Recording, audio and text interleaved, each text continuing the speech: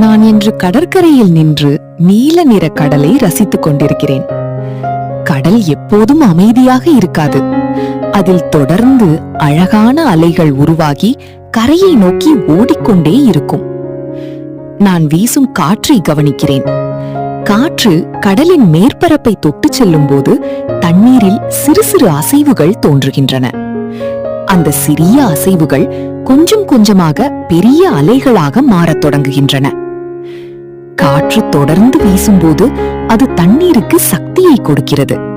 அந்த சக்திதான் அலை வடிவில் கடலின் மேல் பயணம் செய்கிறது. அதனால்தான் அலைகள் மிகவும் தொலைதூரம் வரை செல்ல முடிகிறது. சில நேரங்களில் கடலின் நடுப்பகுதியில் பலமாக காற்று வீசும். அப்போது பெரிய பெரிய அலைகள் உருவாகும். அவை நீண்ட தூரம் பயணம் செய்து இறுதியில் கரையை வந்து சேரும். கரைக்கு அருகில் வரும்போது கடலின் ஆழம் குறைகிறது. அதனால் அலைகள் இன்னும் உயரமாகின்றன. கடைசியில் அவை வெள்ளை நுரையாக உடைந்து கரையை தொட்டு விடுகின்றன. இப்போது எனக்கு ஒரு புதிய விஷயம் தெரிகிறது.